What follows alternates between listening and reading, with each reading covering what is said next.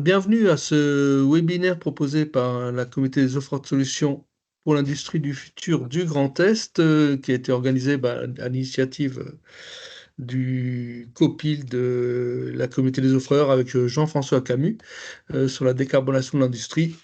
Enjeux, prospective, accompagnement et exemple. Donc, c'est ce qu'on va essayer d'aborder tous ensemble. N'hésitez pas à poser vos questions dans le chat au fur et à mesure. Voilà. Avec nous aujourd'hui, on y reviendra après, chacun pourra se présenter. En tout cas, des représentants des Forges de Courcelles, donc Caroline et Elodie, Jean-François, on en a parlé, Marie Vautravers pour la région et Caroline Ray pour Grand Innov Plus, Sylvain Martineau qui nous rejoindra un tout petit peu après pour Strasbourg et Réseau, et Étienne Barrier, président de Calliope, offreur de solutions, qui nous parlera notamment également de ce que met en place RGDF de son côté pour répondre à ces enjeux aussi de décarbonation. Voilà. Quelques mots très très rapidement, si vous le voulez bien, sur la communauté des offreurs de solutions. Alors on existe depuis quelques années à l'initiative de la région et de la CCI il y a quelques années. Aujourd'hui, on vit notre vie. L'idée, c'est bien de fédérer les offreurs de solutions pour l'industrie du futur. C'est quoi les offreurs de solutions en quelques mots? Quand il y a une volonté de moderniser, de moderniser l'industrie française, il y a des entreprises qui sont vitrines, il y a des briques technologiques et il y a des experts de ces briques technologiques qui sont des offres de solutions labellisées sur différentes briques technologiques. Nous, on a eu envie de créer une communauté et de les fédérer. Ils sont également fédérés à travers les JET, notamment industrie, environnement ou autres, sur lesquels reviendront Marie et Caroline un petit peu plus tard dans le cadre de leur présentation. Voilà ce qu'on peut dire. Le but de notre communauté, c'est vraiment de fédérer, donc à l'échelle du Grand Est, cet écosystème d'offres de solutions pour voir un peu les besoins, répondre aux besoins, proposer des webinaires, comme c'est le cas aujourd'hui, euh, seul ou avec des partenaires, bien évidemment, d'organiser des voyages inspirants également. Il y en a quelques-uns d'organisés dans les différentes comté du Grand Est, concevoir des solutions agiles aussi. On essaye de voir en fonction des besoins industriels, non pas de répondre en chacun pour soi, mais bien d'essayer d'aider l'industriel à préciser ses besoins et d'apporter des réponses parfois sur mesure qui, euh, qui bénéficient de l'apport complémentaire de différents offres de solutions. Euh, c'est l'une des forces de notre communauté.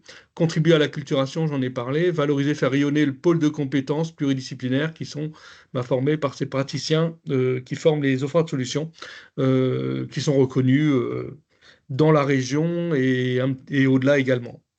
Voilà en quelques mots. Sur notre site internet, des offres de solutions, beaucoup d'actualités. On annonce les événements. Vous pouvez retrouver les replays de différents événements. Voilà. Sans plus attendre, je vous propose d'entrer dans le vif du sujet, si vous voulez bien. On va passer tout de suite la parole un petit peu sur la partie des forges de Courcelles à Caroline Pastre, responsable RSE, et Élodie Mongeau, responsable environnement performance énergétique. Alors, en quelques mots, les forges de Courcelles, voilà, si vous voulez vous présenter et puis présenter les forges, un petit peu ce que vous faites effectivement. Eh bien, bonjour à tous. Oui, on peut. Donc, Forge de Courcelles à Nogent, en Haute-Marne. Euh, Nous fabriquons. Vous passez les slides au fur et à mesure ou... Oui, oui, oui, si vous voulez. Ça peut être pas mal, oui. Pratique même. Ça peut être pratique pour vous d'ailleurs. Oui. Ouais. Donc, nous fabriquons des pièces en acier pour à 96% les marchés automobiles. Donc, des pièces de liaison au sol, des pièces de moteur, de transmission. Et la particularité de Forge de Courcelles, c'est que nous effectuons de la mise en forme à chaud, du traitement thermique, du revêtement, de l'usinage et de l'assemblage. Alors, vous nous avez effectivement dans vos slides présenté une vue du site pour bien parler, pour bien Du qu'on site, comprenne de quoi on va parler justement. un site industriel de 90 mm², donc à peu près 1 km de long, de gauche à droite de l'écran. Et comme vous pouvez le voir, le vert n'est pas rajouté, c'est effectivement des prés et de la forêt. Donc une usine à la campagne. Alors, vous nous donnez donc quelques chiffres clés pour bien comprendre un petit peu de quoi il en retourne, hein. Donc nos chiffres, ce sont des chiffres de 2023. Donc nous sommes 432. Nous avons vendu 61 000 tonnes de pièces en acier pour un chiffre d'affaires de 197 millions d'euros, ce qui nous permet un taux d'investissement. Comment? Non, merci aux nouveaux venus de couper leur micro, s'il vous plaît. Merci. Donc, ce qui nous permet un taux d'investissement moyen confortable de 4,5%. Et en 2023, nous avons consommé presque 62 gigawattheures d'électricité et 15 gigawattheures de gaz. D'accord. Et donc, vous avez eu envie de vous lancer, c'est pas que de l'envie, de la nécessité aussi, dans ce décarbonation. Et vous avez commencé donc par un bilan carbone notamment, même si vous n'aviez pas attendu évidemment toutes ces années pour commencer votre décarbonation. On n'a pas attendu toutes ces années pour se lancer, puisque nous sommes certifiés ISO 14001 donc pour la protection de l'environnement depuis 2005 et ISO 50001 pour la performance énergétique depuis 2014. Donc le bilan carbone chez nous a été l'occasion d'un état des lieux. C'est ça. Donc pour permettre une décarbonation qui soit efficace, il faut commencer par avoir un état des lieux de ces émissions. Quels sont les postes qui sont les plus émetteurs dans l'entreprise. Donc pour ça, en fait, on a décidé de faire un état des lieux. Donc on est parti sur le bilan carbone. On a profité d'un dispositif qui avait été mis en place par l'ADEME en collaboration avec la BPI, pardon. Donc un dispositif qui s'appelle le DIAC Décarbonation. Donc voilà, donc ils nous ont aidés, ils nous ont accompagnés à créer notre bilan carbone, dont vous voyez ici le périmètre. Donc on est bien parti sur les 3 scopes. Le périmètre, il est important. Nous, on a décidé de ne pas prendre en compte la partie utilisation du produit et fin de vie du produit, tout simplement parce qu'on n'a pas suffisamment de données sur ces items-là. Donc voilà pour le périmètre. Donc une fois qu'on a fait le bilan carbone, on peut passer donc au résultat. Alors, dans l'autre sens. Dans l'autre sens, oui. Alors, je ne sais pas, quelqu'un a, semble-t-il, pris la main sur la présentation. C'est original. Alors, je vais m'y remettre. Bon, on va faire autrement parce que sinon, ça ne va pas le faire. Donc voilà les résultats. Désolé.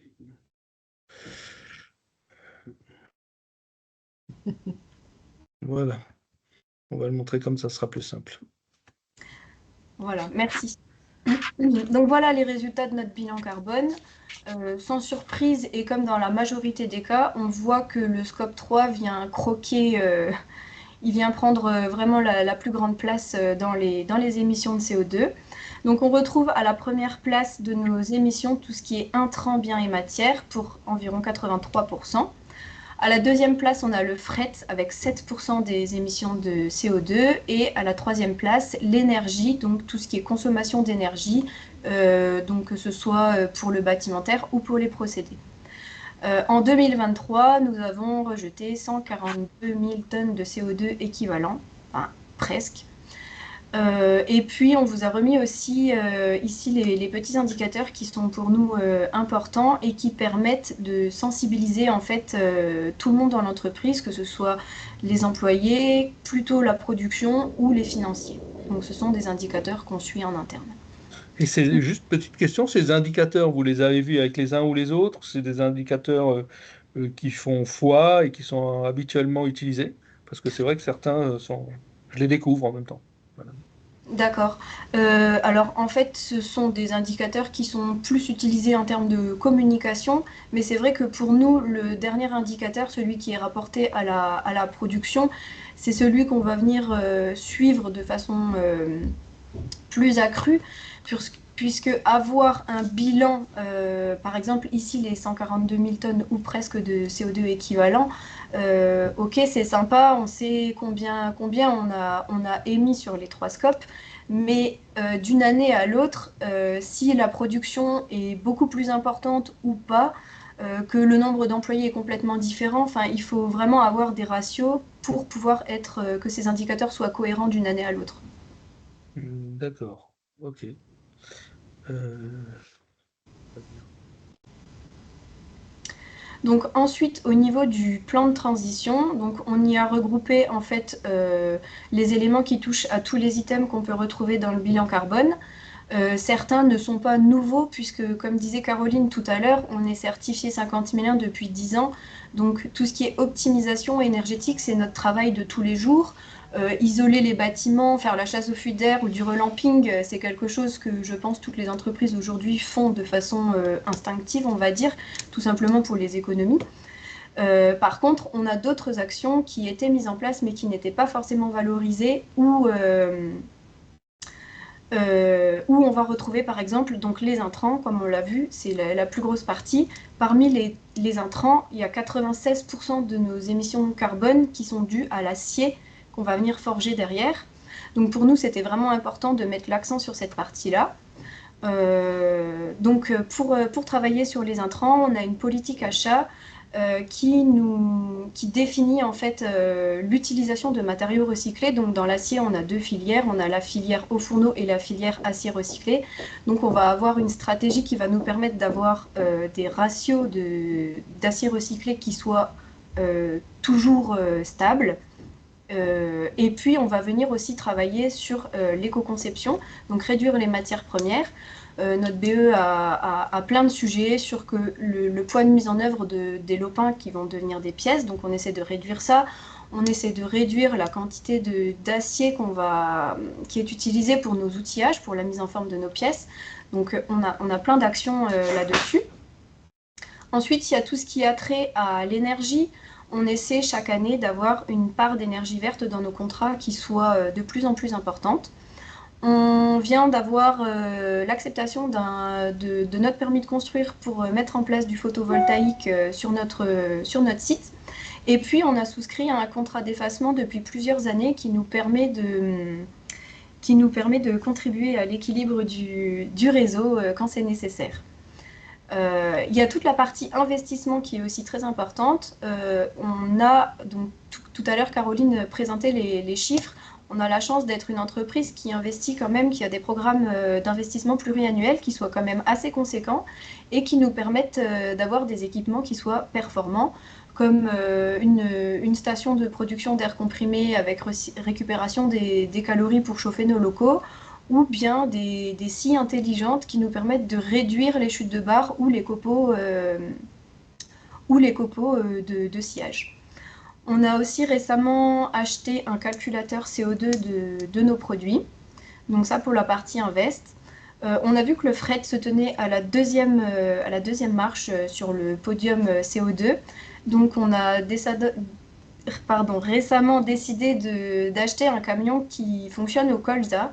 Donc les camions qui fonctionnent au colza vont nous permettre, par rapport à un transport dit normal, de réduire nos gaz à effet de serre de 60%. Et pour le petit effet sympa, c'est qu'il va fonctionner avec du colza français, donc ça soutient aussi l'agriculture française. Au niveau des deux derniers items, alors on est un peu sur des postes qui sont moins importants, mais qu'il ne faut toutefois pas oublier. Tout ce qui est déplacement, donc on a prévu de former notre personnel à l'éco-conduite, ou chaque année on renouvelle notre flotte de véhicules entreprises avec des véhicules qui sont plus performants. Et puis pour la partie déchets, on est sur l'achat d'un compacteur pour optimiser les chargements de déchets et aussi mieux les valoriser derrière. Donc voilà pour les grandes lignes du plan de transition. Donc ce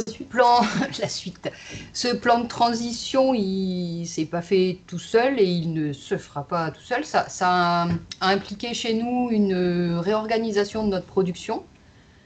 Donc modification des horaires d'engagement du personnel et des machines évidemment pour consommer dans les heures les moins chères en termes d'énergie. Nous sommes en train de réorganiser nos services pour réussir à faire travailler tout le monde en mode projet et puis forcément en mode silo comme ça se fait couramment dans les vieilles entreprises. Donc les formations au logiciel de gestion de projet ont commencé la semaine dernière, donc ce sont des sujets qui sont quand même tout neufs. La création d'un service dédié à la RSE, ben, c'est pareil, ça date du début de l'année, donc ce sont pour valoriser toutes ces actions. Et on lance aussi une approche du développement durable, donc c'est lié évidemment à la décarbonation, mais également au RSE au sens le plus large, pour sensibiliser et former le personnel, parce que pour agir, il faut comprendre, et je pense que pour aller toucher jusqu'aux opérateurs, il faut que tout le monde puisse être sensibilisé à ces plans de transition, à toutes ces actions qui existent déjà et qui sont pas forcément connues de l'intégralité du personnel, et puis emmener tout le monde dans le développement de notre entreprise dans ce sens-là. Et normalement, il y a une autre diapo. Voilà. Ouais. Donc, en termes d'objectifs, bon, en termes de formalisation des objectifs, on n'est pas encore très très au point, mais l'idée c'est de réduire notre empreinte carbone de 5% par an jusqu'en 2030, ce qui ne nous emmènera pas tout à fait à zéro, mais bon. Et être et rester un leader de l'industrie de la forge, parce que c'est notre cas aujourd'hui pour tout ce qui est cœur de métier. Mais l'idée nouvelle, c'est de le faire avec une empreinte environnementale qui soit la plus minime possible. Donc ça, c'est pareil, le net zéro en 2050, je ne sais pas.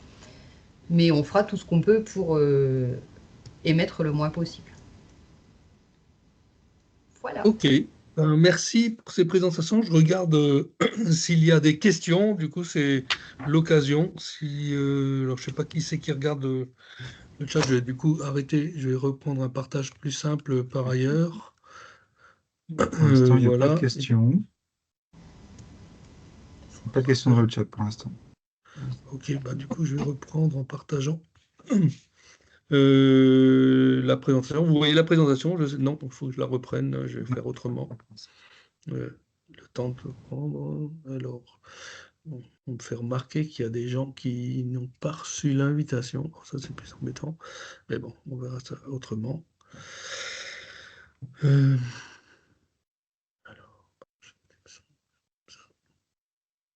on va le partager comme ça. Ça va arriver, ça va arriver. Voilà, on va reprendre Ok. au bon endroit. Bernard, Oui. Bernard, c'est Alexis. Excuse-moi de t'interrompre. Tu dis qu'il y a des personnes qui n'ont pas l'invitation. Je peux essayer de la renvoyer très vite. Qui est concerné, s'il te plaît? J'ai cru voir Aurore Thénault. Oui, je Ou alors qui ne connais va. pas. Tu as d'autres noms ou je peux faire un renvoi à tous? Non, mais je te renvoie en privé, parallèlement. Ok, d'accord. Je fais suivre. D'accord. Merci. Bonjour Alexis, bonjour Alexis, c'est Stéphane Canet à Ixelles. Oui, c'est Moi lui. j'ai reçu les ID, mais j'arrive pas à me connecter. Par contre, bon, je suis sous Linux, est-ce que c'est ça? Je ne sais pas. Voilà, je suis connecté au téléphone là.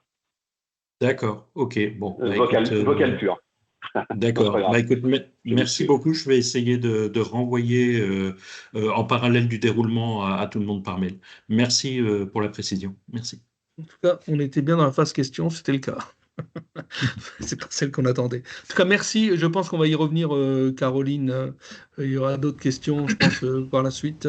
Ce qu'on vous propose à présent, c'est donc EDF, Jean-François Camus, vous avez tu t'occupes de l'innovation au niveau de la délégation Grand Est d'EDF, et vous avez mené une étude, donc justement, ça va être l'occasion de présenter un peu ce que vous avez essayé de nous présenter là maintenant. Voilà. Voilà. Ben, écoute, merci Bernard. Donc, effectivement, Jean-François Camus, je suis chargé de mission innovation au sein d'une structure EDF qui est sur le Grand Est, hein. Et l'innovation, c'est aussi la décarbonation, autre terme. Et du coup, ben, petite présentation d'EDF, hein, très rapide, parce que tout le monde connaît EDF par ses moyens de production de manière générale, hein. Sur le Grand Est, il y a trois sites de production nucléaire. Il y a l'hydraulique sur le Rhin, l'hydraulique aussi à Revin, on l'oublie souvent, qui est un moyen de stockage important d'électricité et qui permet d'équilibrer le réseau. Tout ce qui est éolien et photovoltaïque, et voilà, notamment le parc solaire de Rosières, entre Nancy et Metz, là, qui est assez important, 120 MW crête, et puis un cycle combiné gaz qui permet de gérer aussi la fluctuation de la consommation et de la production, l'équilibre du réseau. Et puis, bon, certains d'entre vous connaissent peut-être EDF aussi par la facture, voilà, en tant que commercialisateur. Mais EDF, c'est pas que cela.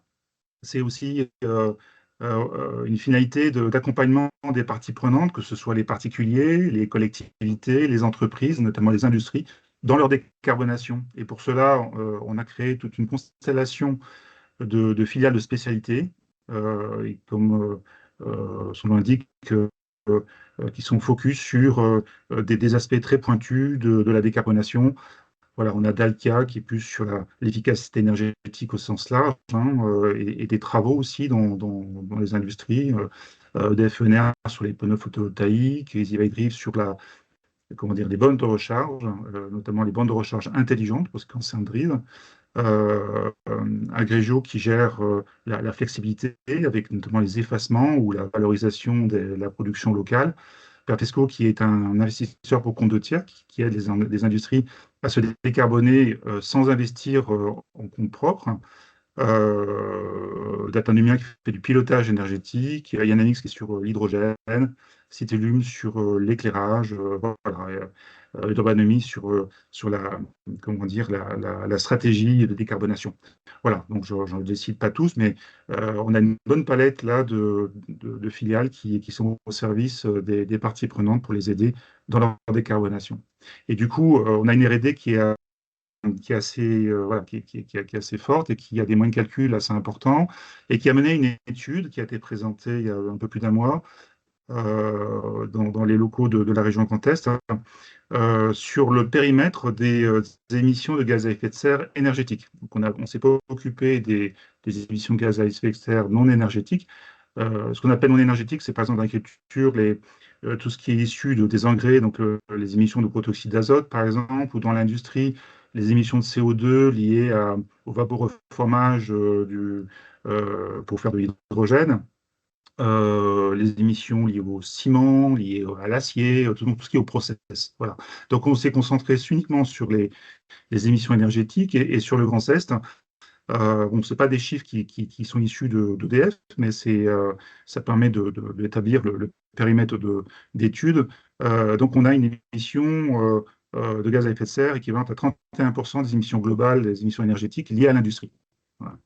Un autre point important à savoir, c'est que 63% comment dire,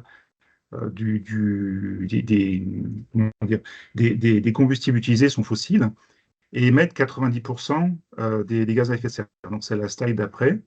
Donc, du coup, ce qui est important de voir, c'est que si on veut décarboner le secteur de l'industrie notamment, eh ben, il faut, entre guillemets, on va utiliser un terme un peu néologiste, défossiliser les activités pour donc éviter d'utiliser les énergies fossiles et utiliser des énergies bas carbone, notamment comme l'électricité ou des énergies renouvelables qui sont à notre disposition sur le territoire. Voilà, donc de cette étude, en fait, on montre que entre 2019, qui est notre point de référence, et 2050, on va pouvoir réduire les émissions de gaz à effet de serre dans l'industrie en Grand Est de 68%. Donc ici, on passe de 9,5 millions de tonnes équivalent CO2 émis à 3,1 millions de tonnes émis. Donc avec l'électricité, avec toujours du gaz, mais du gaz, dans la partie gaz naturel en 2050, il y a une grosse proportion aussi qui est liée, enfin une grosse proportion, une partie qui est liée au biogaz notamment. Et de cette étude, en fait, elle a pu se faire en activant des leviers. Donc c'est le slide d'après. Et notamment travailler sur l'efficacité énergétique, l'électrification et la transformation des process industriels. Bien sûr, il y a, en premier lieu, on doit travailler sur la sobriété, mais c'est vrai que dans l'industrie, c'est peut-être un peu compliqué parce que l'activité est drivée par comment dire, les marchés, hein, les clients. Et donc, les leviers qui sont mis en œuvre, c'est des leviers de pilotage énergétique, hein, bien sûr, instrumentés, mettre en place des systèmes de suivi. Voilà, on va travailler aussi sur l'éclairage. Ça a été cité par les Forges Courcelles, hein, le travail sur le pilotage de l'éclairage, l'emplacement des vieux éclairages par des éclairages LED. Tout ce qui est rénovation de chaufferie, transformation de chaufferie gaz par des pompes à chaleur, l'importance de la gestion de la ventilation aussi, hein, qui permet de faire des économies énergétiques aussi. Optimisation de tout ce qui est système d'air comprimé et froid industriel par l'optimisation des moteurs, la recherche des fuites, la récupération de chaleur fatale aussi. Dans les process industriels, on a aussi beaucoup de moteurs à vitesse variable, enfin, de moteurs qui fonctionnent sur les process. Donc, on pourrait voir si on peut permettre des moteurs à vitesse variable. Et puis aussi la récupération de chaleur fatale sur les process. À partir du moment où il y a voilà, génération de chaleur, on voit que chez les forges au Conseil, il y a forcément de la chaleur qui est émise par les process, mais ça peut être aussi d'autres industries, euh, comme, comme la plasturgie, par exemple sur les presses de plasturgie. En tout cas, ce qui est important, finalement, c'est de se rendre compte que autant voilà, le transport, le bâtiment, il y a des choses un peu standards, des leviers un peu standards à mettre en œuvre. Autant sur l'industrie, c'est vraiment du coût humain. Et nous, dans notre accompagnement, on va commencer par faire un bilan, on appelle décarbone chez nous, personnalisé, pour identifier concrètement les leviers sur place de décarbonation. Alors, ce que notre R&D souligne, c'est qu'il y a une partie comment dire, de process qui sont difficiles à électrifier.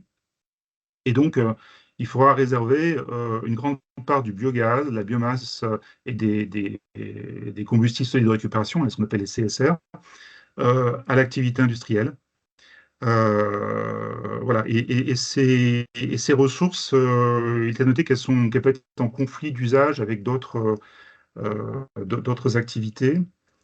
Concernant le biogaz, par exemple, ce qu'on dit, c'est qu'en 2050, on ne pourra pas remplacer le gaz fossile entièrement par du biogaz. Aujourd'hui, il y a 40 TWh de biogaz enfin de gaz, pardon, qui sont consommés, hein, plutôt gaz naturel en grande partie, qui sont consommés, tous secteurs confondus. En 2050, on voit 20 TWh, donc on a une grande baisse de l'usage du gaz. Et dans ces 20 TWh, seulement 9 TWh qui pourront être fournis par du biogaz. Avec une vision assez prudente de notre part sur des sujets de méthanation. La méthanation, c'est comment utiliser du CO2 fatal, le combiner avec de l'hydrogène électrolytique pour faire du méthane. Donc des technologies qui existent mais qui ne sont pas encore matures, ou la pyrogazéification, hein, qui partent de matières solides pour en extraire des gaz, et notamment ça peut être de l'hydrogène, ça peut être du méthane, ce qu'on appelle du syngaz. Voilà. Et puis aussi, ce qu'on dit par ailleurs, c'est que le transport lourd, voilà, il y a une partie du transport lourd qui sera électrique, à peu près la moitié, et l'autre moitié devra utiliser de l'hydrogène ou alors du biogaz ou des carburants, des biocarburants. Et donc, voilà, donc une concurrence des usages dont il faudra faire attention, et il faudra vraiment que ces carburants, ces combustibles soient fléchés vers l'industrie. Pour le bois, voilà, bois énergie, grande prudence, hein, parce qu'il va être utilisé à la marge sur tout ce qui est bâtiment, réseau de chaleur, mais voilà, avec pareil, une grande concurrence et des ressources aussi limitées, et une problématique qui va naître de plus en plus de la captation carbone de ces milieux naturels. Voilà, il faudra être très prudent sur l'usage de cette ressource, au regard aussi de ce paramètre qui va être de plus en plus prégnant. Et donc, finalement, quid du coût d'énergie de ces ressources. Concernant l'hydrogène, nous, ce qu'on dit, c'est que l'hydrogène doit être issu de l'électrolyse, hein, de l'eau. Il faut l'utiliser en priorité pour les process, notamment la production d'hydrogène pour l'ammoniac, l'hydrogène pour l'acier, en réduction directe. On ne voit pas d'usage d'hydrogène pour des applications thermiques. Remplacer du méthane, par exemple, du gaz naturel par de l'hydrogène, ça ne nous est pas envisageable parce qu'il y a des rendements qui sont faibles et du coup, et des coûts élevés qui sont associés à ces rendements faibles. Voilà la vision de la R&D d'EDF sur la transition énergétique et décarbonation de l'industrie en Grand Est.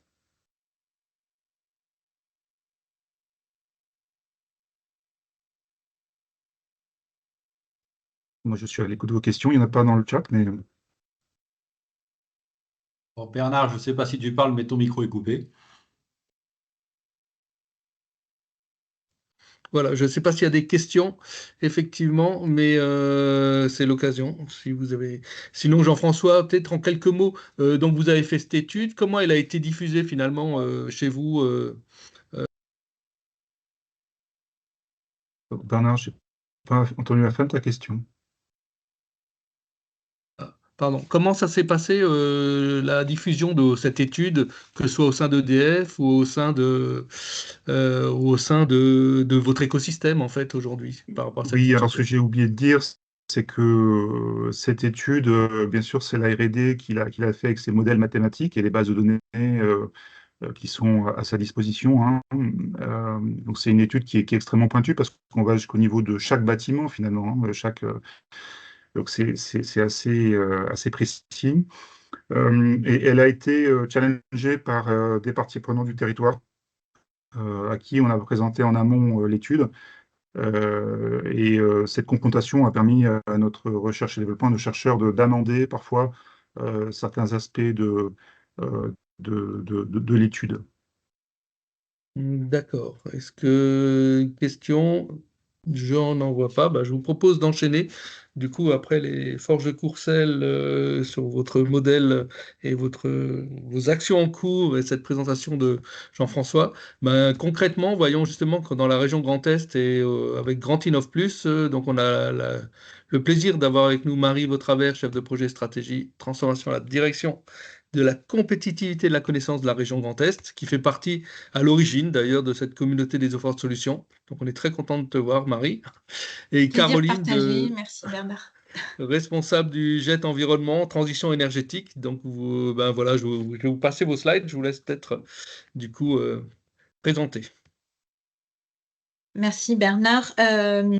Donc effectivement, parcours de transformation et jet environnement. Alors pourquoi les deux titres et pourquoi une intervention à deux voix?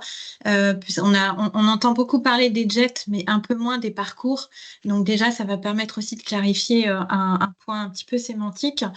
La région a fait le choix de mettre en œuvre, suite au Business Act Grand Est, hein, le BAGE de son petit nom, une nouvelle politique, une nouvelle dynamique d'accompagnement des entreprises aux trois transitions: transition environnementale, transition industrielle, transition numérique. Dans le cadre de cette nouvelle dynamique d'accompagnement, elle a créé un parcours de transformation, je vais y revenir rapidement, et au service de ce parcours, un outil majeur qui est le jet environnement. On a un peu l'habitude de confondre les deux. Le jet est vraiment, mais Caroline le décrira plus précisément, un outil, un centre de ressources au service de la mise en œuvre des parcours de transformation, et il intervient de manière vraiment spécifique sur la partie offreur de solutions. Là encore, Caroline détaillera plus précisément. Mais il était important de vraiment préciser, et c'est la raison de notre présence à toutes les deux aujourd'hui, parce qu'on travaille vraiment de concert dans la mise en œuvre de ce parcours, du stade d'accompagnement jusqu'au stade mise en œuvre, où là interviennent effectivement les jets et plutôt cette partie offreur de solutions, donc évidemment de façon étroite au quotidien. Peut-être la slide, alors voilà. Pour vous dire de quoi on parle quand on parle parcours. Comment sont nés les parcours? De la volonté vraiment de la région d'accompagner les entreprises, comme je le disais, sur les trois transitions, du début du démarrage du projet, de son initiation, de son identification, jusqu'à la phase mise en œuvre. Pour ceux qui ont connu Industrie du futur, on avait un diagnostic Industrie du futur, très bien, et puis ensuite on avait des aides à l'investissement. Donc, c'était très bien pour les entreprises qui identifiaient ce qu'elles devaient faire en fin de diagnostic, mais on perdait un certain nombre d'entreprises qui, en fin de diagnostic, avaient certes des préconisations, mais ne savaient pas forcément comment les mettre en œuvre, quel outil choisir, quelle technologie, quel intégrateur choisir. Donc, dans le cadre des parcours, la vraie nouveauté, c'est ce que vous voyez là, ce qui est appelé module transformant, qui est vraiment la phase d'accompagnement qui fait le lien entre le diagnostic et la partie mise en œuvre, dans laquelle on va retrouver le lien avec les offreurs de solutions et également tout ce qui est bien évidemment aide à l'investissement de la région et de ses partenaires. Voilà pourquoi on parle aujourd'hui de parcours, avec cette volonté d'accompagner de façon toujours personnalisée au plus près des besoins de l'entreprise, mais dans la durée, avec, comme vous le voyez tout en bas de la slide, un référent de proximité unique. Ça va être vraiment le guichet unique pour l'entreprise, une seule personne à laquelle elle va pouvoir s'adresser tout au long de son projet. Et c'est ce référent qui va faire le lien avec les différents acteurs qui vont graviter autour du parcours et le mettre en œuvre dans ces différentes phases. Donc la sensibilisation, je pense que ce n'est pas la peine d'entrer dans le détail, on explique, on parle d'intérêt, de la transformation, etc. et de ce qui est possible en termes d'accompagnement. Mais vraiment, les pierres angulaires du parcours, c'est un diagnostic 360 sur 2 jours. On va analyser sur cet axe la maturité de l'entreprise. Je ne vais pas détailler aujourd'hui parce que ce n'est pas l'endroit, mais n'hésitez pas à revenir vers nous si vous avez des questions. Mais de ce diagnostic, on va notamment identifier les enjeux en matière de transition environnementale et de décarbonation, puisque le diagnostic va regarder dans la partie transition environnementale ce qui a trait à l'énergie, ce qui a trait à l'efficacité énergétique, aux énergies renouvelables, à l'eau, à la biodiversité, à tout ce qui est matière déchets. Il y a vraiment quand même un petit tour d'horizon complet qui est effectué par les consultants de manière à identifier là où il y aurait des besoins pour l'entreprise en matière de transition environnementale.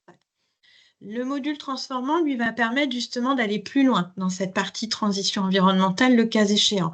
Donc des modules qui sont déployés avec des partenaires, dont les conseillers de la CCI, mais également des acteurs référencés par la région, notamment sur les modules eau et biodiversité. Pour ce qui est très spécifiquement à la partie décarbonation, qui est le sujet d'aujourd'hui, vous savez que décarbonation, on peut l'aborder à la fois sous l'angle matière et déchets, mais également sous l'angle efficacité énergétique. C'est quand même quelque chose qui est assez transversal. Là, on va avoir effectivement plutôt piloté par la CCI et le cas échéant complété par des partenaires tels que l'ADEME, BPI France ou des cabinets d'études, le cas échéant, un certain nombre de mesures d'accompagnement spécifiquement sur les projets et les besoins identifiés par l'entreprise. Et ensuite, on va passer au stade mise en œuvre, où on va retrouver les offreurs de solutions dont va vous parler Caroline. C'était important pour nous de bien préciser qu'on avait cette volonté côté région de venir identifier les besoins de l'entreprise pour accompagner, comme le font ceux qui sont autour de la table, vraiment l'entreprise vers la décarbonation. C'est un enjeu fort au niveau de la région. Donc là, on est vraiment sur la dynamique parcours, mais comme je le disais, on travaille de façon étroite avec les autres partenaires que peuvent être l'ADEME, BPI ou d'autres qui ont aussi des actions spécifiques qui sont mises en œuvre sur ces sujets de décarbonation et qui viennent s'inscrire en totale complémentarité avec ce qu'on va proposer côté région.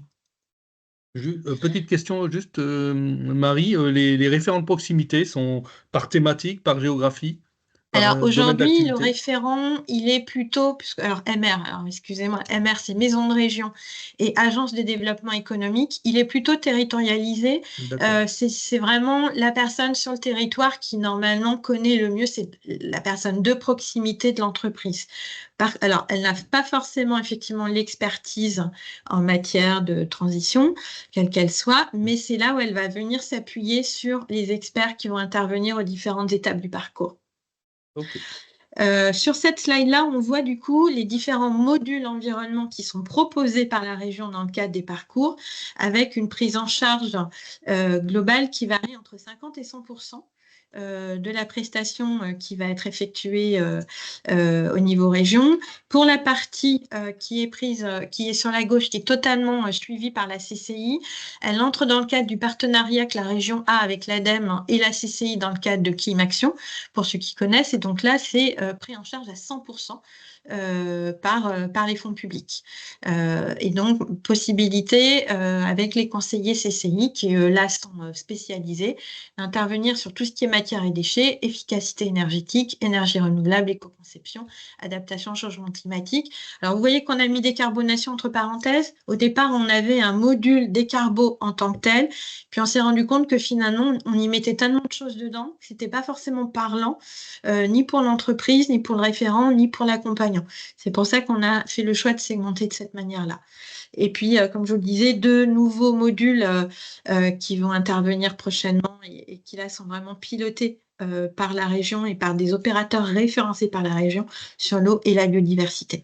Voilà, c'était pour vous dresser un petit peu le panel des accompagnements possibles sur la transition environnementale au sens large et sur la décarbonation de façon un peu plus spécifique, et vraiment la volonté de la région d'accompagner via ces parcours de transformation également cet enjeu de la décarbonation. Je ne sais pas si c'est des questions, je ne voulais pas faire trop long. Non, mais il y a certaines thématiques, de toute manière, qu'on a prévu d'aborder également avec les offreurs. On aura l'occasion d'y revenir, effectivement, sur ces questions-là. Voilà. Donc, du coup, je passe la parole à Caroline, donc, qui va faire le lien avec toute la partie offreurs. Et derrière les offreurs, on va mettre également en place tout ce qui est, le cas échéant, aide. Via soit les aides de la région, soit encore une fois les aides dans le cadre du programme Climaction, l'ADEME et d'autres partenaires. Merci Marie. Oui, alors effectivement, comme vous l'aurez compris, le JET, donc Grand Est Transformation, est un élément qui constitue ce parcours un petit peu global qui est mis en place par la région à destination des entreprises du Grand Est ayant des besoins de transformation. Et donc, oui, je représente le JET environnement, donc je suis responsable pour le JET environnement, mais il existe 2 autres JET, donc je sais que un grand nombre des adhérents et des membres de l'ACOS connaissent le JET industrie. Je pense que certains d'entre vous sont également référencés dans ce JET, mais donc il y a 3 JET. En fait, il y en a 4 en tout, puisque à l'origine, dans le Business Act Grand Est, les 4 moteurs du changement étaient le numérique, l'industrie, l'environnement et la santé. Le JET santé est piloté par le pôle BioVallée et donc les 3 autres jets sur le numérique, l'industrie, l'environnement sont opérés par Grand Innov Plus pour le compte de la région Grand Est. Donc les jets sont des centres de ressources et d'expertise qui visent à rassembler le plus grand nombre d'offreurs de solutions du Grand Est afin d'une part de les soutenir dans leur développement, mais également de les mettre au service de la transformation des entreprises dans le cadre des parcours mis en œuvre par la région. Donc ces offreurs de solutions, ils sont détectés, identifiés, on a un échange avec eux, ils sont ensuite donc référencés au sein de nos différents jets. Donc, on peut passer à la slide suivante pour aller un peu plus sur le spécifique du jet environnement. Donc, les jets référencent donc, des offreurs de solutions dans des catalogues au sein desquels ces offreurs de solutions répondent à des thématiques clés qui correspondent en partie aux modules transformants qui sont mis en place par la région. Dans la mesure où, une fois que le besoin est identifié dans le cadre d'un parcours de transformation avec la mise en œuvre d'un des modules transformants qui a été présenté par Marie, il s'agit véritablement à ce moment-là de mettre en œuvre les recommandations, les préconisations avec possiblement des offreurs de solutions issues du Grand Est pour rester en circuit court lorsque c'est possible. Ces offreurs de solutions qui sont référencées sur des thématiques clés le sont au travers de ce qu'on appelle un référentiel qui est un espèce de dictionnaire commun qui permet, sur la base d'un besoin, un cas d'usage qui a été précisé dans le cadre de l'accompagnement fait auprès de l'entreprise, des spécificités qui permettent de mieux cibler l'offreur de solutions qu'on va lui présenter, lui proposer. Le point de contact de l'entreprise qui se transforme est véritablement le référent de proximité, donc les maisons de région et les agences de développement économique qui nous remontent donc les besoins des entreprises. Nous recevons un dossier anonymisé et donc c'est au sein de ce dossier anonymisé que sont précisés les besoins de l'entreprise et donc nous, on va identifier dans notre pool d'offreurs de solutions du jet environnement, mais pas que du jet environnement, puisqu'il y a également le jet numérique, le jet industrie, pour remonter et signaler les offreurs qui ont ces solutions-là. Donc, les thématiques que nous abordons sont celles de l'économie circulaire, des déchets, du recyclage, de l'eau, de l'efficacité énergétique, des énergies renouvelables. Enfin, bon, je ne vous fais pas la liste, vous l'avez ici à l'écran. Et donc, si on peut passer à la slide suivante. Aujourd'hui, donc au sein du jet environnement, nous avons référencé à peu près 90 offreurs de solutions, voilà, qui se répartissent selon plusieurs thématiques. Donc, comme c'était indiqué par Marie en introduction, le sujet de la décarbonation est un sujet assez transverse, hein, finalement. Donc, il y a près du tiers de nos offreurs de solutions qui ont des solutions susceptibles de répondre à ces problématiques. Donc, il peut s'agir d'offreurs de solutions qui ont des solutions de valorisation et de récupération de la chaleur fatale, mais également des offreurs de solutions qui ont des solutions pour faire des actions de recyclage, avoir des produits biosourcés en substitution de matériaux. Donc, c'est très vaste, en fait, comme champ des possibles. Et donc, on a également, pour rebondir sur l'introduction qui avait été faite par les forges Courcelles, on a également un offreur de solutions qui propose un biocarburant 100% renouvelable à base d'huile de colza. Donc, je ne sais pas si c'est le même, mais si les forges avaient fait le parcours de transformation au sein duquel était identifié notamment ce besoin, nous aurions eu un offreur de solutions du Grand Est à proposer dans ce cadre-là. Donc, voilà, pour l'essentiel, j'en ai fini sur la présentation du jet environnement. Si vous avez plus de questions par rapport aux offreurs ou si vous souhaitez également voilà, qu'on ait un échange, on peut se recontacter ultérieurement. Et ça, c'est une slide un peu de conclusion pour reposer de manière peut-être plus visuelle comment les choses s'organisent entre les parcours de la région et ce qui est porté au sein des jets. Donc, si vous êtes un industriel et que vous souhaitez bénéficier donc d'un diagnostic 360 pour vérifier l'opportunité d'entrer dans le cadre d'un parcours, le point d'entrée, c'est la région Grand Est et qui va pouvoir vous accompagner pour identifier donc vos besoins. Et d'un autre côté, si vous êtes un offreur de solutions, vous disposez d'une solution, donc dans mon cas, une solution ayant un impact environnemental et vous souhaitez vous faire référencer comme offreur de solutions pour répondre à ces besoins, vous pouvez vous adresser au JET. Naturellement, cette collaboration vise à accélérer la transformation des entreprises du Grand Est tout en restant dans un esprit de proximité et pour favoriser le développement donc, de nos entreprises, que ce soit au travers de leur transformation ou bien s'agissant des offreurs de solutions pour leur permettre un développement en proximité avec des acteurs voilà, qui potentiellement ont besoin d'eux. Donc, je ne sais pas si Marie voulait peut-être rajouter quelque chose. Alors, Marie est partie. enchaînée sur une autre réunion déjà. D'accord. Mais elle nous avait prévenu. Voilà. Est-ce qu'il y a des questions? J'en vois pas dans la conversation, mais effectivement, on fournira, mais on fera un résumé avec le replay de ce qui a été dit et on mettra les coordonnées que tu as mentionnées, Caroline. Oui, pas de souci. Par rapport à tout ça. Et effectivement, nous, on a déjà au programme aussi, on n'a pas calé les dates, mais un certain nombre de webinaires sur ces questions-là et on aura l'occasion de revenir, notamment pour montrer dans la mesure du possible, des cas d'usage qui sont assez parlants. Voilà, c'est toujours la difficulté dans ce genre d'exercice. Voilà. En tout cas, merci beaucoup. S'il y Merci à vous. a des questions, non, j'en vois pas. Donc, je vous propose, alors en préparant ce webinaire sur la décarbonation, on a eu envie de poser un regard un petit peu différent, parce qu'on parle beaucoup de ce qui se passe une fois que tout ça, ça se met en place, etc.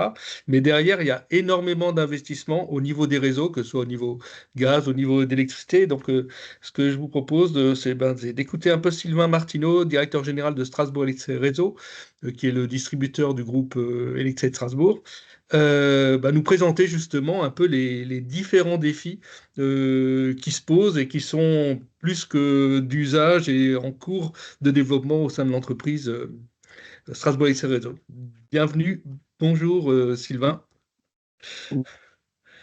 Bonjour, merci beaucoup. C'est bon, vous m'entendez là, c'est bien? Oui, oui, on t'entend très bien. Allô? Oui, Oui, oui, voilà, c'était pas très on sûr parce que t'entend. comme je suis un peu déporté là. Donc, Ouais. tout d'abord, bonjour à toutes et à tous. Et puis, merci beaucoup de m'accueillir avec vous aujourd'hui. C'est un vrai plaisir de partager effectivement un petit peu quelques fondamentaux de Strasbourg Électricité Réseau et notamment comment Strasbourg Électricité Réseau, on se positionne j'allais dire comme un média accompagnateur des offreurs de solutions et donc de leur offre autour de la transition énergétique. Donc, très, très rapidement, donc Strasbourg Électricité Réseau, comme Bernard vous l'a dit, et donc c'est le distributeur, hein, c'est le GRD, le gestionnaire du réseau de distribution public du groupe ES, qui œuvre donc, qui gère les infrastructures haute tension, moyenne tension et basse tension du département du Bas-Rhin. Alors, en termes de contexte, hein, le contexte, vous le connaissez, hein, autour notamment de la transition énergétique, c'est une augmentation significative des demandes de raccordement, notamment de raccordement de production d'énergie renouvelable. Donc, juste pour que vous ayez en tête un chiffre, en 2023, on a eu, donc en tant que gestionnaire de réseau de distribution public, une augmentation significative par rapport à 2020, 2021 et 2022 du nombre de demandes de raccordement. Et les demandes de raccordement qu'on a eues donc au réseau de distribution en 2023, la somme des demandes de raccordement en 2023, c'était 2020 plus 2021 plus 2022. Donc, vous voyez qu'on a eu en un an ce qu'on avait eu les années précédentes en 3 ans. Donc, une accélération des demandes de raccordement d'énergie renouvelable. Sur le département du Bas-Rhin, sur lequel on œuvre, c'est principalement du photovoltaïque, puisque le photovoltaïque représente à peu près 60% des installations de production ENR sur le département. À côté de ça, on a un autre phénomène qui est également important alors là c'est plus au niveau national et qu'on voit également sur le territoire du Bas-Rhin, c'est le développement ce qu'on appelle des flexibilités. Flexibilité, c'est quoi? C'est la possibilité à un moment pour un gestionnaire de réseau d'effacer ou de réduire une consommation d'électricité ou alors de démarrer de demander notamment par exemple à des batteries de démarrer pour venir soutenir l'équilibre production-consommation. Troisième élément pardon, de ce contexte, c'est l'autoconsommation collective. Donc, jusqu'à maintenant, on avait quelque chose qui se développait, hein, qui était l'autoconsommation individuelle, dit autrement la possibilité pour nos clients de produire leur propre électricité, très souvent par des panneaux photovoltaïques sur le toit de leur maison, et ensuite de la consommer et de éventuellement revendre aux distributeurs, c'est-à-dire à Strasbourg Électricité Réseau, de revendre le surplus d'énergie. Un autre concept est en train de se développer, donc c'est ce qu'on appelle l'autoconsommation collective. Et l'autoconsommation collective, c'est quoi? C'est de pouvoir bénéficier donc à une échelle géographique déterminée de plusieurs petits moyens de production, une fois encore souvent du photovoltaïque, destinés à plusieurs consommateurs qui agissent dans le cadre d'une sorte de groupement. Et nous, en tant que gestionnaire de réseau, les électrons qui sont produits par ces petits moyens de production et qui sont distribués à ce collectif de consommation passent par nos réseaux de distribution. Et donc, ce qui nécessite d'être en mesure d'adapter, de faire évoluer et de contractualiser le passage de ces électrons dans nos réseaux de distribution. Et enfin, un phénomène également tout aussi important, c'est le développement des véhicules électriques avec la nécessité de développer et donc de raccorder au réseau de distribution publique les bornes de recharge avec deux systèmes qui sont aujourd'hui en place. La première, c'est en s'appuyant sur ce qu'on appelle des opérateurs de bornes, c'est-à-dire en fait des entreprises, souvent privées, qui sont là pour effectivement offrir soit à des collectivités, soit à des particuliers la possibilité, ou à des collectifs, la possibilité de disposer de bornes bornes de recharge de véhicules électriques. Et nous, on doit raccorder ces bornes-là. Et la deuxième possibilité que la réglementation offre, c'est en fait le distributeur qui a la possibilité effectivement, si c'est le choix du collectif ou de la collectivité, de ce qu'on appelle construire ce qu'on appelle des colonnes horizontales, c'est-à-dire en fait des colonnes électriques qui auront vocation à venir accueillir des bornes de recharge. Donc, comme vous le voyez, un contexte autour de la transition énergétique qui est mouvant, qui bouge et qui nous oblige, nous, en tant que gestionnaire du réseau de distribution sur le territoire du Bas-Rhin, à nous adapter. Comment donc vous anticipez? Voilà, donc par rapport à ça, donc par rapport à cette situation, comment nous accompagnons la transition énergétique et comment nous inscrivons dans cette dynamique? À travers de nombreuses actions. Donc la première, c'est à travers nos outils. Donc, comme vous pouvez l'imaginer, hein, comme un réseau SNCF ou comme un réseau autoroutier, on a pour nos réseaux de distribution publique des centres de contrôle qui nous permettent à tout instant d'avoir une vision temps réel de l'état de notre réseau et de pouvoir choisir des chemins privilégiés pour les électrons en fonction des contraintes de notre réseau. Une fois encore, hein, c'est comme si vous imaginiez un réseau autoroutier ou un réseau ferroviaire. Et nous, notre travail, c'est d'essayer d'optimiser à partir de nos centres de contrôle les flux d'électricité, les flux d'électrons. Et donc, face à ces obligations que l'on a, hein, qui sont liées à la transition énergétique et entre autres au développement des énergies renouvelables, donc on est rentré dans un projet assez conséquent, hein, de plusieurs dizaines de millions d'euros de remise à niveau de notre système, de notre outil de conduite et de supervision dont nos conducteurs de réseau disposent. Donc, afin de disposer d'un outil plus moderne et qui nous permet d'anticiper notamment ce qui va se passer avant que ça arrive. Ensuite, le deuxième élément, c'est le déploiement des compteurs communicants, ou dit autrement les compteurs Linky, dont vous avez entendu parler et qui effectivement sont développés dans une approche clientèle principalement et qui doivent permettre de favoriser les services électriques vers les clients et de permettre aux clients d'avoir une vision sur leur consommation et donc de soutenir la transition énergétique. Mais ces compteurs, c'est également pour Strasbourg Électricité Réseau et pour les distributeurs des capteurs de la situation de notre réseau.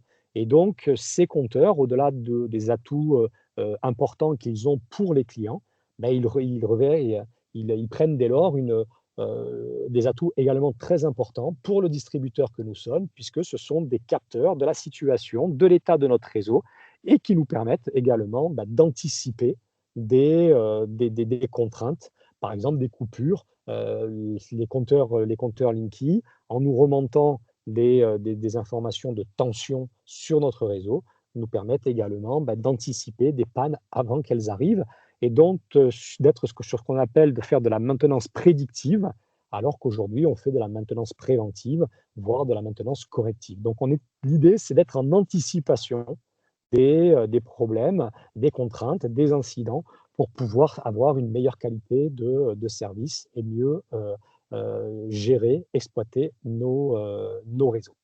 Un autre élément également, c'est d'aller vers le numérique pour nos réseaux, et notamment tout ce qui est contrôle-commande de nos infrastructures. Donc, comme je vous disais, on met en œuvre de nouveaux outils au niveau de nos centres de conduite, et ces nouveaux outils informatiques au niveau de nos centres de conduite s'appuient sur des systèmes de contrôle-commande sur notre réseau qui sont numériques, donc qui permettent de disposer de plus d'informations et également d'être plus réactif. Le quatrième élément également sur lequel on travaille profondément, une fois encore, comme je vous l'ai dit, on a une augmentation très significative des demandes de raccordement. Donc, ce qui est important pour nous, c'est d'être réactif par rapport à ces demandes de raccordement et d'améliorer ce qu'on appelle les parcours clients. Donc, en accompagnement des évolutions techniques et technologiques, donc Strasbourg Électricité Réseau a lancé une réflexion autour du parcours client raccordement. Le but étant de faciliter, en réduisant les délais et en rendant le parcours client beaucoup plus simple dans ses demandes de raccordement. Et enfin, tout aussi important que tout le reste, tout cela ne peut se faire que si effectivement les hommes et les femmes de Strasbourg Électricité Réseau sont au rendez-vous de ces nouveaux enjeux.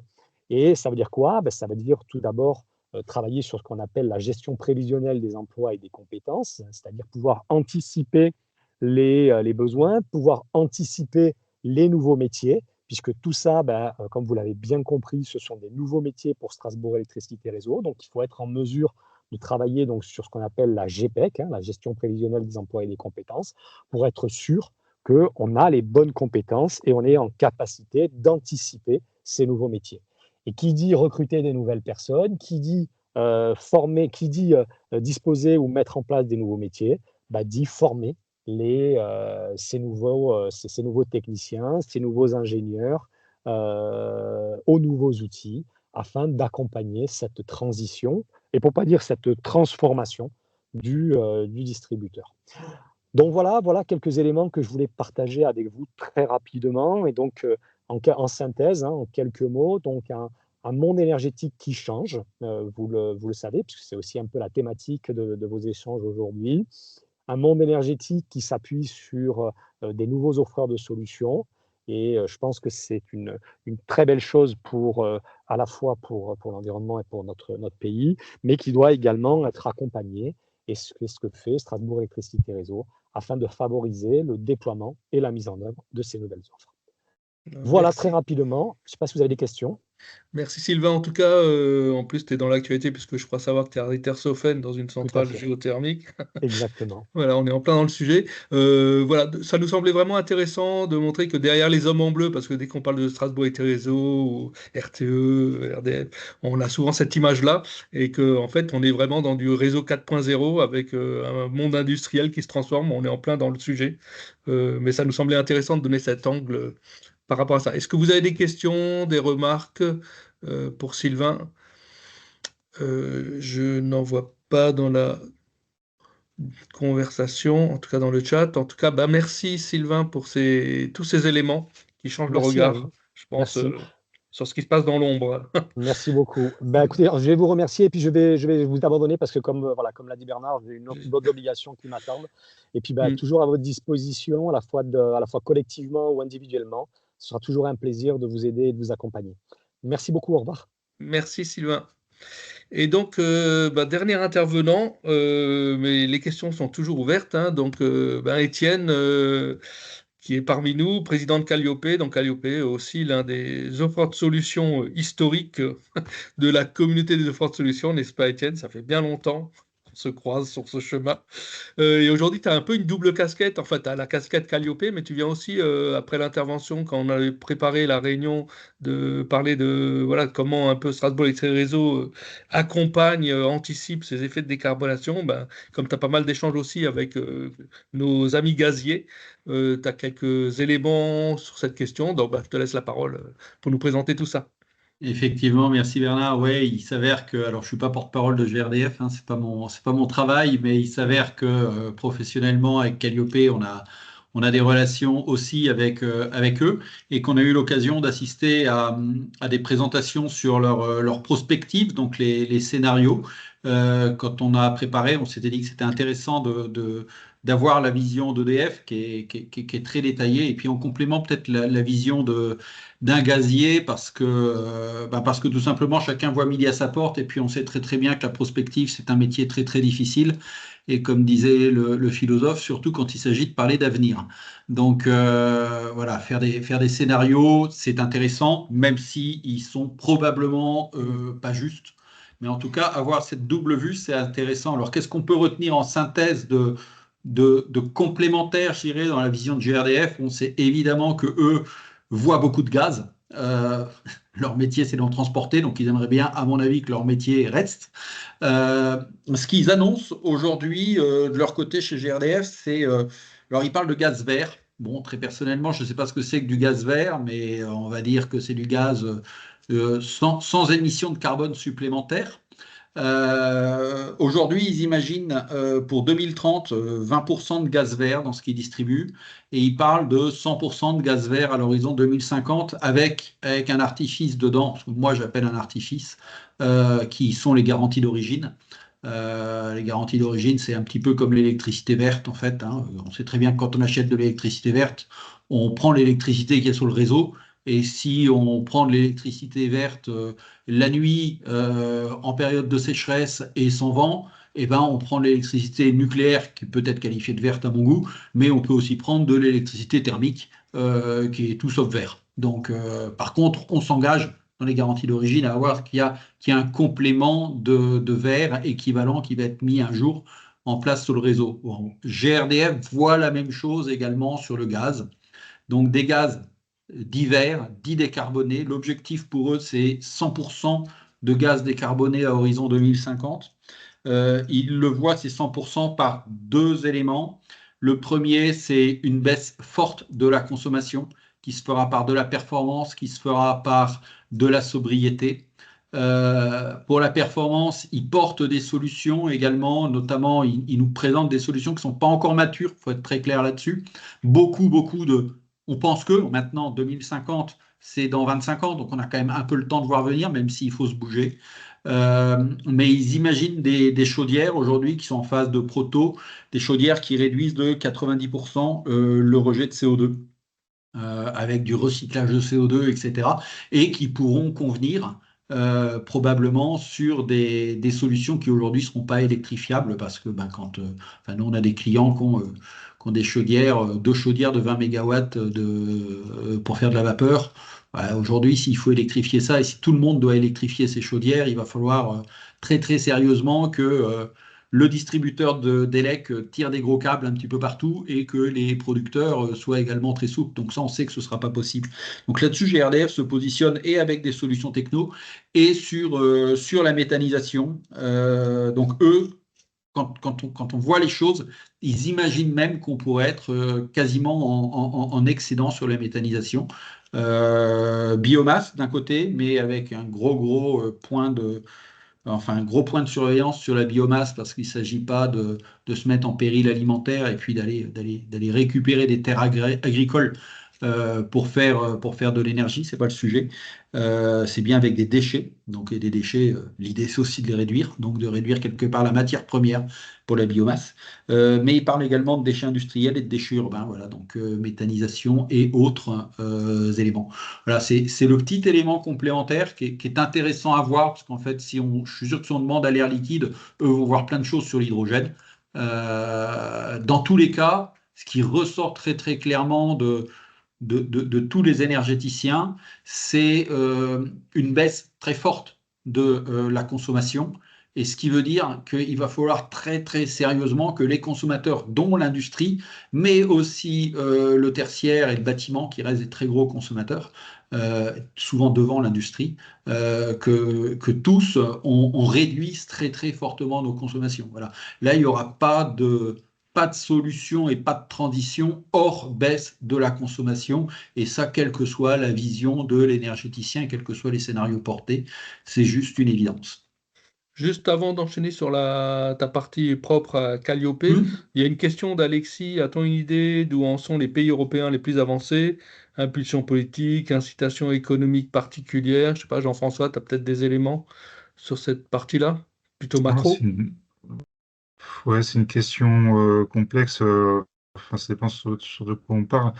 En tout cas, ce qu'on peut dire, c'est que la France est en avance en termes d'émissions de CO2 sur la production d'électricité, par exemple, hein. Donc, c'est un point que j'ai omis de signaler tout à l'heure, qui sert l'argument d'EDF, en fait, hein. Aujourd'hui, on émet 37 grammes par kilowattheure de CO2, là où la moyenne européenne est plutôt à 250 grammes, quoi. Donc, on est 5 à 6 fois moins émetteur de CO2 que la moyenne européenne, grâce voilà, au parc nucléaire, aux énergies renouvelables, à l'hydraulique. Voilà. Donc, la France a une longueur d'avance. On a une longueur d'avance finalement, et ça a été masqué par la crise énergétique qu'on a vécue récemment, avec la crise ukrainienne, avec la crise de la corrosion sous contrainte. C'est qu'aujourd'hui, on est très exportateur d'électricité. On exporte 10 gigawatts d'électricité vers l'Allemagne, la Belgique, le Luxembourg, l'Espagne, l'Italie, la Grande-Bretagne, par les interconnexions. Donc on est bien loti en termes de production, et on peut voir l'avenir sereinement avec le développement des ENR qui va se poursuivre, modulo changement politique éventuel. Et en tout cas, le programme électronucléaire, Flamanville, qui va se mettre en service, et puis les EPR2 qui sont maintenant dans le toboggan. Le défi d'EDF, ça sera effectivement de les mettre en service, les construire et les mettre en service à temps, et les délivrer à temps. Ça, c'est le job d'EDF, quoi. Voilà. Sinon, Alors, c'est vrai par rapport à ce que tu as dit, que la vision a été un peu faussée, enfin faussée, euh, perturbée par les nombreuses travaux de maintenance des centrales qui étaient un peu arrivés beaucoup en même temps, et qui évidemment ont fait flamber un peu les importations. Et du coup, aujourd'hui, on se retrouve effectivement avec un parc euh, important à l'export. Voilà, oui, également. on voit donc la juste performance du parc de production d'EDF, effectivement, en ce moment. Donc, Ce que je dirais, c'est qu'un symptôme aussi qui illustre la performance en fait du système électrique, c'est qu'on a même des prix négatifs. Voilà. En 2023, on a eu 147 heures de prix négatifs, c'est-à-dire qu'il y a plus de production pardon, que de consommation. Alors, ça, c'est principalement dû à la montée en puissance des énergies renouvelables. Donc ça, ce que je dis, c'est sur les prix spot, hein, c'est pas sur les prix forward. Et on va avoir de plus en plus de prix négatifs sur les prix spot dans les années qui viennent. Voilà, donc ça illustre à la fois le fait finalement, le système électrique est excédentaire en termes de production, mais aussi avec une contrainte de gérer l'intermittence du renouvelable. D'où l'importance voilà, de pouvoir gérer les flexibilités, hein. C'est un terme qui a été évoqué tout à l'heure par Sylvain, évoqué aussi par les forges de Courcelles. Voilà. Chacun a sa part à jouer, à la fois producteur et consommateur. Alors, c'est une très bonne transition pour arriver sur le cœur d'activité, notamment d'Étienne. Calliope, en quelques mots, parce que justement, vous contribuez pas mal à tout ça, quoi. Ouais, alors on y contribue, on aide nos clients en tout cas à y contribuer. Nous, l'activité de Calliope, c'est de concevoir, de déployer et de faire vivre des systèmes de suivi de la performance, soit de la performance industrielle ou que ce soit de la performance énergétique dans l'industrie. On travaille, nous, à 99% dans l'industrie. Très concrètement, ça veut dire quoi? Ça veut dire si ce n'est pas fait, on accompagne le client dans la création d'un plan de comptage. Parfois, c'est déjà fait avec des bureaux d'études dont c'est le métier. Et le cœur de notre métier, c'est d'aller installer des compteurs, installer des systèmes de relève des compteurs et de transformer ces données en informations pour qu'elles-mêmes deviennent de la connaissance chez le client pour lui permettre de rentrer dans des démarches efficaces de performance énergétique en lui mettant à disposition des indicateurs. Alors en industrie, on parle de KPI, et puis quand on veut montrer qu'on fait un peu d'énergie, on va parler d'IPE, mais d'indicateurs de performance énergétique. Mais c'est un KPI énergétique, un IPE tout simplement. Donc en mettant en place des outils qui vont permettre, comme on le voit là sur la slide, qui sera la seule d'ailleurs, parce que Je n'ai pas d'autres slides de mon côté. En mettant en place donc des indicateurs dynamiques, en mettant en place des alertes, en mettant en place des rapports, bref, ce qu'il faut pour pouvoir avoir un système de management de l'énergie. Et on travaille en partenariat avec des bureaux d'études dont le job à eux, c'est d'accompagner les clients dans la mise en place de CSME, de systèmes de management de l'énergie, et dans éventuellement leur certification pour les clients qui le souhaitent. Donc ça, nous, Calliope, on n'y est pas là-dessus. On est vraiment sur l'apport technique et sur l'accompagnement du client pour le faire réfléchir sur les indicateurs et sur comment est-ce qu'il va pouvoir améliorer ça. On a une offre qui est référencée Jet Environnement et Jet Industrie pour rebondir sur la présentation de Marie et de Caroline tout à l'heure. Alors, justement, pardon, Étienne, justement, comment ça se passe dans les relations avec les industriels? C'est eux qui, toi, tu les démarches, c'est dans le cadre des jets, c'est suite à des diags, comment tu es mis en contact, comment ça se passe un peu cette relation pour arriver sur cette transformation industrielle?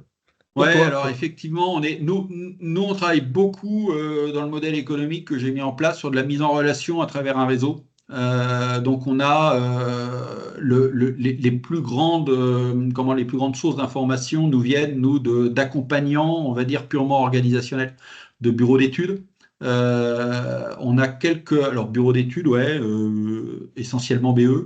On a quelques éléments qui viennent également de la CCI, enfin suite, non pas de la CCI, mais suite aux diagnostics qui ont été faits par la CCI, où quand il y a un besoin, on sait qu'on fait partie avec d'autres offreurs, des gens qui sont proposés. Marie l'évoquait, Caroline l'évoquait, la vraie question aujourd'hui, c'est le passage à l'acte de ces industriels après les diagnostics. Ça, c'est un vrai sujet. Et avec le Jet Environnement, on est également épaulé et on est accompagné là-dessus. Et le gros aujourd'hui de notre demande est de la demande entrante préqualifiée par nos partenaires. Évidemment, on a beaucoup travaillé sur l'économie, notamment de la coopération, de la fonctionnalité et de la coopération. Et dans cette coopération, nous, on est également apporteurs de leads qualifiés pour nos partenaires. Parce que des fois, on a des clients qui viennent nous voir ou des prospects qui viennent nous voir et en nous disant, on ne sait pas trop par quel bout commencer. Si tu ne sais pas trop par quel bout commencer, on va commencer déjà par le bon bout, c'est-à-dire qu'il faut que tu saches ce que tu veux faire, donc où est-ce que tu veux travailler, et donc qui travaillent sur leur système de management de l'énergie. Et là, on les met directement en relation avec nos partenaires qui préparent le client. Et derrière, nous, on peut arriver sur quelque chose qui est beaucoup plus mature. Parce qu'encore une fois, ce n'est pas notre job. Nous, on n'est pas bureau d'études énergétiques. Ce n'est pas notre métier. Nous, on a une intervention très technique. Par contre, on va accompagner les clients dans les usages et dans la compréhension quand même de ce qui se passe avec ces indicateurs, à l'aider à lever des lièvres, à lever des pistes en fait de travail. Là-dessus, on a des résultats qui sont assez sympas. D'accord. Caroline, on a beaucoup parlé de Jet Environnement, tu es en plein dedans. Oui. Étant à la manœuvre, justement, comment tu peux compléter ce que vient de dire Étienne?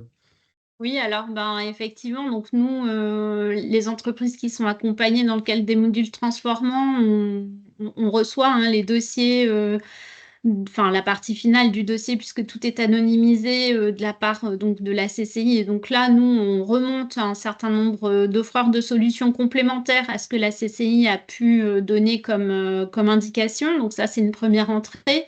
Une deuxième entrée, on peut être amené à être interrogé directement par des entreprises, des industriels qui envisagent un certain nombre de choses sur leur site et donc nous questionnent. Et donc, on peut être amené à faire des revues d'offreurs de solutions sur des thématiques spécifiques pour leur remonter un certain nombre de nos offreurs et essayer de favoriser cette mise en relation pour qu'il y ait ce fameux passage à l'acte. Et puis, il y a une dernière intervention qu'on est amené à faire également, parfois auprès de têtes de réseau ou de représentants de réseau, par exemple.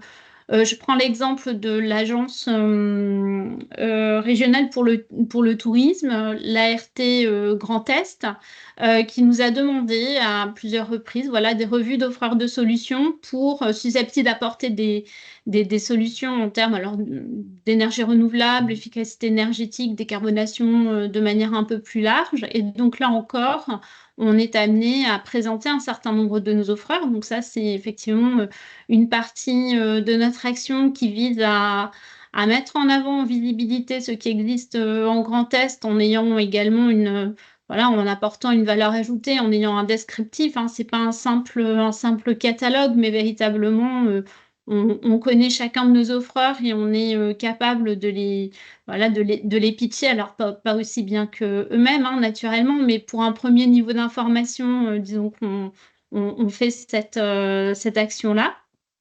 Et donc, voilà. Donc, le Jet Environnement était précédemment connu sous le nom de la plateforme des Green Techs au réseau. Donc, maintenant, cette plateforme voilà, a complètement fusionné dans le Jet Environnement. Donc, les deux marques ont été rapprochées pour aussi faciliter la lecture de tous ces dispositifs.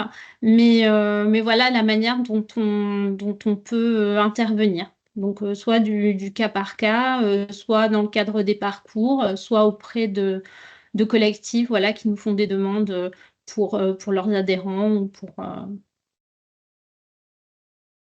Ok, ben merci pour ces précisions. Je regarde dans le chat, mais je ne vois pas d'autres questions. S'il y a une ou deux dernières questions avant qu'on se quitte. Il y a un des élément, remarques complémentaires, Bernard. vas-y, Étienne. Il y a un élément, je crois, qui est important de dire, qui a été abordé à plusieurs reprises, et nous, on le voit hein, quand on accompagne les clients. Si on veut arriver à de la décarbonation efficace, ça a été évoqué, il y a l'aspect technique, hein, il faut que la technique, elle suive. Ça a été très bien dit par les forges de Courcelles, ça a été redit aussi avec ES Réseau. La technique est une chose.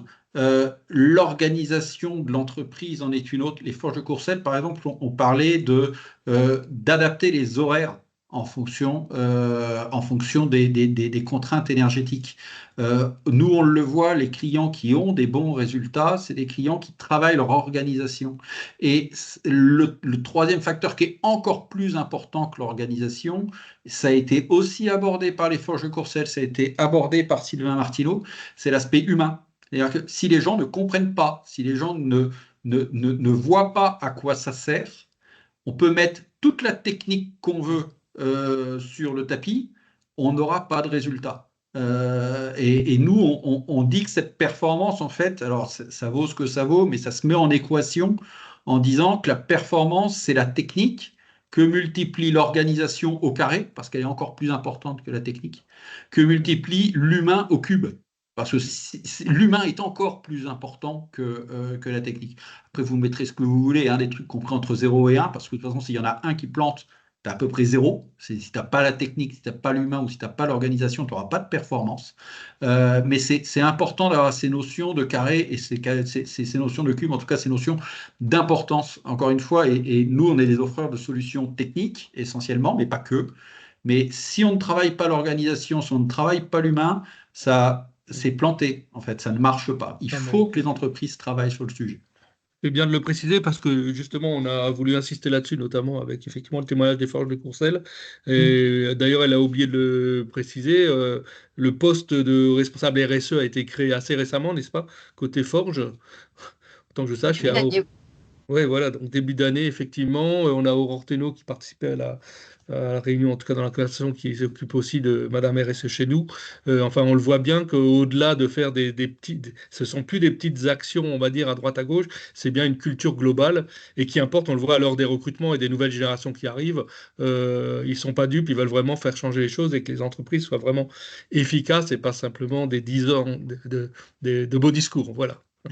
Ce sont bien des actions. Et c'est ce qu'on disait un petit peu avant, c'est justement avec Caroline, ce qui peut être intéressant de voir dans de prochains webinaires ou autres, c'est vraiment des cas d'usage pour montrer un peu ces parcours qui sont à la fois effectivement techniques, comme le dit Étienne, mais vraiment avec beaucoup d'accompagnement humain sur ce fameux facteur humain qui nous semble vraiment important, en tout cas au niveau notamment de la communauté de forte solutions du Grand Est, pour notre part.